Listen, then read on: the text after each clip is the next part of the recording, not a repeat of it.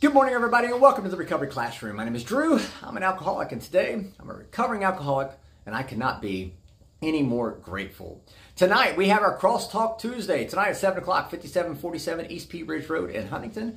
If you're local to the Huntington, West Virginia area, come on down, hang out with us. It's always a great time. The quickest hour in recovery is what we call it, and man, it goes by so fast. If you feel like you're sitting around at an IHOP or a Waffle House, just drinking coffee and shooting the breeze, man, and it's just a lot of fun. Tonight at 7 o'clock, we'll see you there.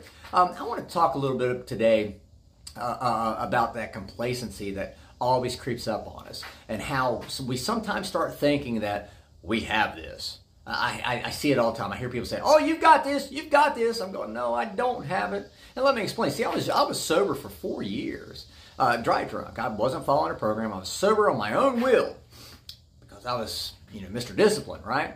And I broke a rib, and we were on vacation. I took a drink. I told my wife, I said, "I'm just going to take a couple drinks to alleviate the pain." Took a drink, and matter of fact, I didn't feel anything. There was no rushing desire for me to go right back to the bottle. It wasn't like that at all. Matter of fact, I was proud. And hell, I was excited that I didn't feel anything towards my alcoholism. Like I said, it wasn't like I took those few drinks and immediately just started turning up bottles left and right and never stopped. No. See, that's what our addiction does, is it convinces us that we've got this. And I remember thinking, clearly thinking that night, oh, see, I've mastered it. I have mastered my alcoholism. I've mastered my addiction. I am no longer an alcoholic. I'm no longer an alcoholic.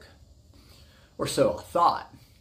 The Big Book does a really good job of articulating and calling it out as an allergy. We have to treat it like an allergy. And I liken it to a friend of mine. Their son came over and spent the night with my son a couple years ago. And of course, I love dogs. I have a lot of dogs. And the kid sat down on the sofa, and he was allergic to long-haired dogs, which I have.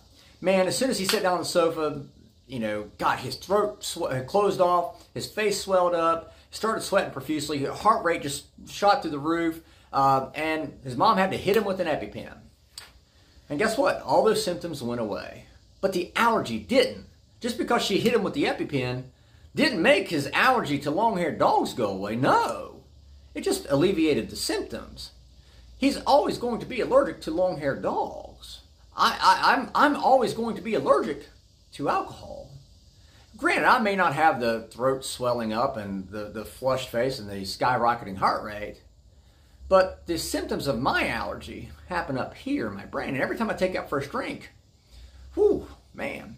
See, that's the problem that we face. We start thinking, oh, well, we're good. I've got this.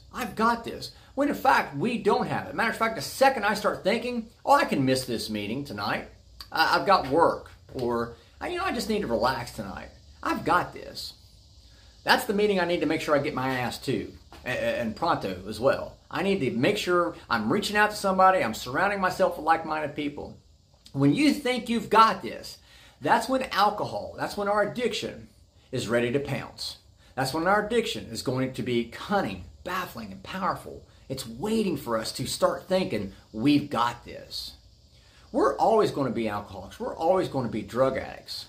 We're just adding a new title, though. We're adding a new title, a new word to that title, I should say. For me, I'm always going to be an alcoholic.